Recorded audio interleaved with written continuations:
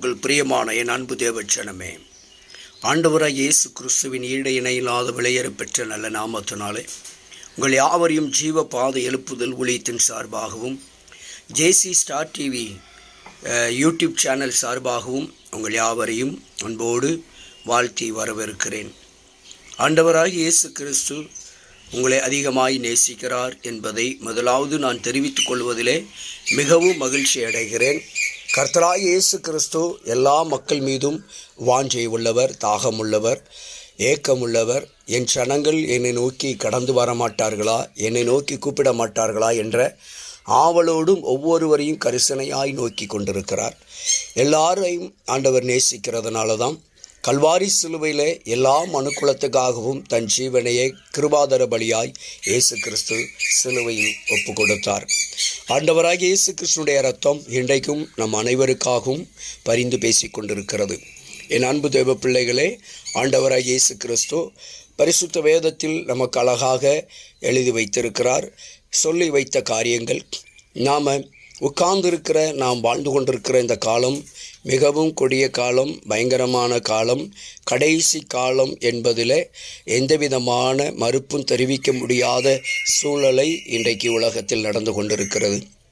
இயேசு கிறிஸ்து சொன்னபடி ஸ்தோத்திரம், அவருடைய வருகைக்கு முன்பாக அவருடைய இரண்டாவது வருகைக்கு முன்பாக என்னெல்லாம் சம்பவிக்கும் என்று எவ்வளவு அழகாய் இயேசு சொன்னாரோ அப்படியே இந்த நாட்களிலே ஸ்தோத்திரம், தேசங்களுக்கு விரோதமாய் தேசங்களும், யுத்தங்களும், பூமி அதிர்ச்சிகளும், இயற்கை சீற்றங்களும், கொள்ளை நோய்களும், கொடிய வியாதிகளும், ஸ்தோத்திர பயங்கரமான பஞ்சங்களும் இன்றைக்கி அநேகருக்கு நன்றாக தெரியும். பல தேசங்களிலே பஞ்சம் தலைவிரித்து ஆடுகிறது.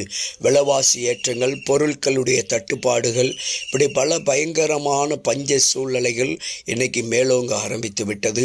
விலைவாசி ஏற்றங்கள் ஒரு புறத்தில் இருக்கிறது, ஒரு புறம் மக்களுக்கு விரோதமாய் மக்கள் எழும்புகிறார்கள். மொழி பிரச்சனை, இன பிரச்சனை, நிற பிரச்சனைகள், இப்படி ஜாதி பிரச்சனைகள், இப்படி பலவிதமான யுத்தங்கள் இன்றைக்கு மேலோங்கி கொண்டிருக்கிறது. எந்த நேரத்திலே மூன்றாம் உலகப் போர் ஆரம்பிக்கும் என்ற ஒரு சூழலிலே, அபாயகரமான ஒரு சூழலிலே உலகம் சென்று கொண்டிருக்கிறது. இப்படிப்பட்ட இந்த பயங்கரமான காலங்களிலே நீங்களும் நானும் ஸ்தோத்திரம் வாழ்ந்து கொண்டிருக்கிறோம். இப்படிப்பட்ட சூழ்நிலையில் இன்னொரு ராஜ்யம் வரப்போகிறது. அதுதான் அந்தி கிறிஸ்துனுடைய ராஜ்யம். அந்தி கிறிஸ்துனுடைய ராஜ்யம் வரக்கூடிய காலம் மிக விரைவில் இருக்கிறது. அவனுடைய ராஜ்யம் வந்தால் இதைவிட மிகவும் மோசமாக, கடினமாக, மிகவும் கொடிய காலமாயிருக்கும். என் அன்பு தேவ பிள்ளைகளே, நீங்களும் நானும் கர்த்தருடைய இரகசிய வருகைக்கு எடுத்து கொள்ளப்படுவதற்கு நாம் ஆராய்ந்து பார்க்க வேண்டிய காரியம் அநேகம் வேதத்தில் இருக்கிறது. வேதத்தை நன்றாக ஆராய்ந்து பார்க்க வேண்டும். வேதத்தை நன்றாக ஆராய்ச்சி செய்து நன்றாக படித்து தியானித்து ஸ்தோத்திர கர்த்தருடைய தேவதாசர்களுக்கு, அநேக தேவதாசர்களுக்கு கர்த்தர் வெளிப்படுத்துகிற காரியங்களை உன்னிப்பாய் கவனித்து இந்த காலகட்டத்தில் கர்த்தருடைய சத்தியத்துக்கு முக்கியத்துவம் கொடுக்கிற பொழுது அதன் மூலமாய் அநேக காரியங்களை அநேக விதங்களிலே நம்மை நாம் தப்புவித்து கொள்ளப்படுவதற்கு பெரிய ஒரு வழி திறக்கக்கூடியதாக இருக்கிறது. என் அன்பு தேவ பிள்ளைகளே, சத்தியத்திற்கு செவி சாய்க்க வேண்டும். இந்த உலக சாம்ராஜ்யங்கள் எல்லாம் உங்களுக்கு நன்றாக தெரியும்.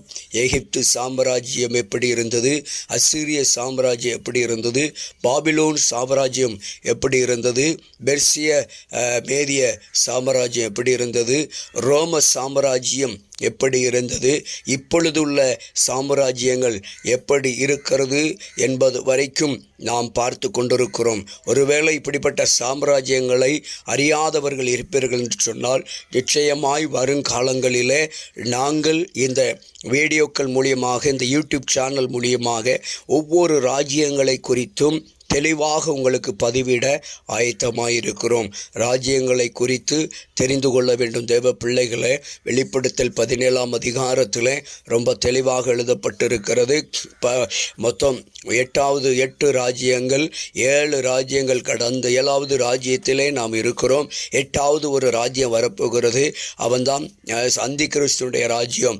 அந்தி கிறிஸ்துவனுடைய ராஜ்யம் முடிந்த பின்பு ஒரு ராஜ்யம், ஸ்தோத்திரம், எடுத்துக்கொள்ளப்படாத ஒரு ராஜ்யம் வரப்போகிறது. ஆனால் ஸ்தோத்திரம், எப்படி எகிப்து ராஜ்யம் பயங்கரமாய் வந்து எடுத்துக்கொள்ளப்பட்டதோ, ஸ்தோத்திரம், காணாமல் போனதோ, அதே போல் அசீரியா ராஜ்யமும் வந்து அசீரியா ராஜ்யங்களும் காணாமல் போய்விட்டது. இப்படி எல்லா படிப்படியாக வந்த பயங்கரமான ராஜ்யங்களெல்லாம் ஒன்றுமில்லாமல் காணாமல் போய் விழுந்து விட்டது. எல்லா ராஜ்யங்கள் விழுந்தது. ஆனால் இன்னும் வரப்போகிற ஒரு 8வது ராஜ்யம், அந்தி கிறிஸ்துவனுடைய ராஜ்யம் வரப்போகிறது. அந்த ராஜ்யமும் ஒரு நாள் விழுந்துவிடும். ஆனால் 9வது ஒரு ராஜ்யம் வரப்போகிறது பாருங்க. அந்த ராஜ்யம் தான் விழாத ஒரு ராஜ்யம். 1000 வருட அரசாட்சி. என் கர்த்தராகிய இயேசு கிறிஸ்துடைய மகா பெரிய ஒரு 1000 வருட அரசாட்சியினுடைய ராஜ்யம் வரப்போகிறது. அந்த ராஜ்யம் விழவே விழாது. என் அன்பு தேவ பிள்ளைகளை, இப்படிப்பட்ட ராஜ்யங்களை குறித்து வரும் நாட்களிலே நீங்கள் அதிகமாய் தெரிந்து கொள்ள வேண்டும் என்று சொன்னால், ஸ்தோத்திரம், இந்த சேனலை நீங்கள் தொடர்ந்து பாருங்கள். உங்களுக்காக இப்படிப்பட்ட நல்ல ஆழமான செய்திகளை நாங்கள் உங்களுக்கு கொண்டு வந்து சேர்க்கணும்னு பிரியப்படுகிறோம். கர்த்தரிடத்தில் அதற்காக காத்திருக்கிறோம். ஸ்தோத்திரம், அதிகமாய் வேதத்தை தியானித்து கொண்டிருக்கிறோம். நிச்சயமாக உங்களுக்கு ராஜ்யங்களை குறித்து, கர்த்தருடைய வருகை குறித்து, யார் எடுத்துக்கொள்ளப்படுவார்கள், யார் கைவிடப்படுவார்கள், அந்தி கிறிஸ்துடைய ராஜ்யங்கள் எப்படி இருக்கும், ஸ்தோத்திரம், 1000 வருட அரசாட்சியினுடைய ராஜ்யங்கள் எப்படி இருக்கும், அப்படி நியாய தீர்ப்பு எப்படி இருக்கும் என்பதை குறித்தெல்லாம் மிகவும் தெளிவாக நாங்கள் உங்களுக்கு பதிவிட ஆயத்தமாயிருக்கிறோம். நிச்சயமாக மக்களுடைய இருதயத்தில் இருக்கிற எல்லா கேள்விகளுக்கும் நாங்கள் ஸ்தோத்திர ஆண்டவருடைய சமூகத்தில் காத்திருந்து வேதத்தை தியானித்து நல்ல பதிலை பதிவிட நாங்கள் தயாராக இருக்கிறோம். என் அன்பு தேவ பிள்ளைகளே, ஸ்தோத்திரம், ராஜ்யங்களை குறித்து நன்றாக நாம் அறிந்து கொள்ள வேண்டும். ஸ்தோத்திரம், நாம் இப்பொழுது எந்த ராஜ்யத்தில் இருக்கிறோம் என்பதையும் வரும் நாட்களிலே உங்களுக்கு மிகவும் தெளிவாக நாங்கள் சொல்ல ஆயத்தமாயிருக்கிறோம். என் அன்பு தேவ பிள்ளைகளே, பரிசுத்த வேதத்தை நன்றாக தியானியுங்கள். பரிசுத்த வேதத்தை வாய்ப்பு கிடைக்கிற பொழுது, நேரம் கிடைக்கிற பொழுதெல்லாம் நன்றாக வாசியுங்கள். தானியேல் தீர்க்க தரிசன புஸ்தகங்கள், ஸ்தோத்திரம், வெளிப்படுத்தல் புஸ்தகங்கள், இப்படியாக தீர்க்க தரிசன புஸ்தகங்கள் எல்லாம் நீங்கள் நன்றாக ஆராய்ந்து பார்க்கிற பொழுது, விசேஷமாய் தானியேலும் வெளிப்படுத்தலும், ஸ்தோத்திரம், பிசாசுனுடைய சகல ராஜ்யங்களுடைய சகல காரியங்களை குறித்தும், பிசாசுனுடைய முடிவுகளை குறித்தும், ஸ்தோத்திர கர்த்தருடைய வருகை குறித்தும், பல கடந்து போன விழுந்து போன ராஜ்யங்களை குறித்தும், விழாத ராஜ்யங்களை குறித்தும், நித்திய ராஜ்யத்தை குறித்தும் மிகவும் தெளிவாக மறைபொருளாய் அங்கே எழுதப்பட்டிருக்கிறது. தானியேல் தீர்க்க தரிசன புஸ்தகம், வெளிப்படுத்தல் புஸ்தகத்தை வரும் நாட்களிலே நிச்சயமாய் உங்களுக்கு நாங்கள் தெளிவாக பதிவிட விரும்புகிறோம். ஸ்தோத்திர அன்பு தேவ பிள்ளைகளை, வேதத்தை நன்றாக வாசியுங்கள். தேவ சமூகத்தில் அதிகமாய் காத்திருங்கள். நிச்சயமாய் கர்த்தர் உங்களுக்கு பலத்த பெரிய காரியங்களை செய்வார். இயேசு, ஆண்டவராய் இயேசு இதோ சீக்கிரமாய் வரப்போகிறார். மத்திய ஆகாயத்திலே வரப்போகிறார். வேதம் சொல்லுகிறது, அவருடைய ரகசிய வருகை இருக்கிறது. எக்கால சத்தத்தோடு அவர் வரப்போகிறார். ஸ்தோத்திரம், அவருடைய வருகைக்கு நீங்களும் நானும் ஆயத்தப்பட வேண்டும். ஆயத்தப்படுங்கள். இப்பொழுதே தயாராகுங்கள். சத்தியத்துக்கு முதலிடம் கொடுங்க. சத்தியத்தை கேட்கறதிலே தீவிரப்படுங்க. முனைப்பு காட்டுங்க.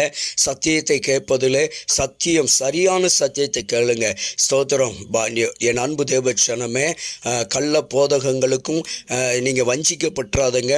ஸ்தோத்திரம், கர்த்தருடைய வருகையின் காரியங்கள் எல்லாம் இன்றைக்கு அடையாளங்களெல்லாம் நடந்து கொண்டிருக்கிறது. எந்த சூழ்நிலையிலும் நீங்கள் வஞ்சிக்கப்பட்டு விடக்கூடாது. சத்தியத்தை நன்றாக ஆராய்ந்து பார்க்க வேண்டும். எல்லாரும் நல்லா பேசுகிறாங்களேன்னு சொல்லி வார்த்தையிலே ஸ்தோத்திரம் விழுந்து ஏமாந்து விடாதீர்கள், வஞ்சிக்கப்பட்டு விடாதீர்கள். ஸ்தோத்திரம். கள்ள தீர்க்கதரிசிகளுக்கும் கள்ள போதகர்களுக்கும் மிகவும் ஜாக்கிரதையாயிருக்கணும். கட்டுக்கதைகளுக்கு ஜாக்கிரதையாயிருக்கணும். தயவு செய்து நீங்கள் வஞ்சிக்கப்பட்டு விடக்கூடாது. சத்தியத்தை நன்றாக அறிய வேண்டும். சத்தியம் உங்களை விடுதலையாக்கும். சத்தியத்தை அறிகிற அறிவு நமக்கு மிகவும் அவசியம். அதை வளர்த்து தேவனிடத்தில் கேட்டால் அந்த ஞானத்தை கர்த்தர் நிச்சயமாய் தருவார். ஆண்டவர் சமூகத்தில் காத்திருங்க, நன்றாக செபியுங்க, நன்றாக வேத வாசிங்க, கர்த்தரை உறுதியாய் பற்றி கொள்ளுங்க. நாம் வரும் நாட்களில் ஸ்தோத்திரம் நிச்சயமாக இந்த ஜேசி ஸ்டார் டிவி என்ற இந்த யூடியூப் சேனலில் உங்களுக்காக அநேக காரியங்களை நாங்கள் வருகை குறித்ததான ராஜ்யங்களை குறித்ததான பதிவுகளை உங்களுக்கு நிச்சயமாக வெளியிடுவோம். நிச்சயமாய் கேட்டு பயன்பெறுவீர்கள் நாங்கள் விசுவாசிக்கிறோம். தேவ ராஜ்யம் கட்டப்படணும். ஆண்டவர் ஸ்தோத்திரம் சீக்கிரமாய் வரப்போகிறார். ஆண்டவரே, என் தேவச்சனமே, என் அன்பு சகோதரனே சகோதரியே, என் அன்பு தேவ பிள்ளைகளே, நீங்கள் ஆயத்தமாயிருங்க. ஸ்தோத்திரம். இந்த யூடியூப் சேனலை உங்களுடைய நண்பர்களுக்கு அறிமுகப்படுத்துங்க, உங்கள் சபைகளுக்கு அறிமுகப்படுத்துங்க. தொடர்ந்து இதை பாருங்கள். ஸ்தோத்திரம்.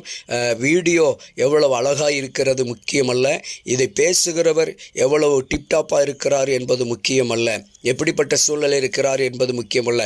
சத்திய வார்த்தை தான், பேசப்படுகிற வார்த்தை தான், அதில் உள்ள கருத்துக்கள் மெய்ப்பொருள் தான் முக்கியம். இதை மட்டும் நீங்கள் கவனிக்க வேண்டும். வீடியோ அழகாக இருக்கிறதா, ஊழியக்காரர் டிப்டாப்பாக இருக்கிறாரா என்று பார்க்க வேண்டிய அவசியமில்லை. அது நமக்கு தேவையும் கிடையாது. நமக்கு தேவையெல்லாம் சத்திய ஒன்று மாத்திரம்தான், சத்திய வார்த்தைகள் ஒன்று மாத்திரம்தான். மெய்ப்பொருளை குறித்ததான ஆழங்கள் தான் ரொம்ப முக்கியம். ஆழத்தை குறித்து நன்றாக அறிய முனைப்பு காட்டுங்கள். நிச்சயமாய் உங்களுக்காக நாங்கள் சத்தியத்தை விதைக்க நாங்கள் ஆயத்தமாயிருக்கிறோம். கர்த்தருடைய நாமம் மகிமைப்படட்டும். ஆயத்தமாயிருங்கள், தயாராக இருங்கள். நிச்சயமாய் வரும் நாட்களில் உங்களுக்கு நல்ல ராஜ்யங்களை குறித்ததான, வருகையை குறித்ததான, 1000 வருட அரசாட்சியை குறித்ததான, பிசாசினுடைய சர்ப்பத்தினுடைய முடிவை குறித்ததான காரியங்கள் எல்லாம் பதிவிடுவோம். கண்டு பயன்பெறுங்கள், ஆயத்தப்படுங்கள். கர்த்தருடைய வருகைக்கு ஆயத்தப்படுங்கள். இதோ கர்த்தர் சீக்கிரமாய் வரப்போகிறார். என் அன்பு தேவச்சனமே, கர்த்தர் நிச்சயமாய் உங்களை விடுதலையாக்கி சமாதானத்திலே, சந்தோஷத்திலே நிச்சயமாய் நிலைநிறுத்துவார். கர்த்தர் தாமே உங்களை ஆசீர்வதிப்பாராக. ஆமென். God bless you. God bless you.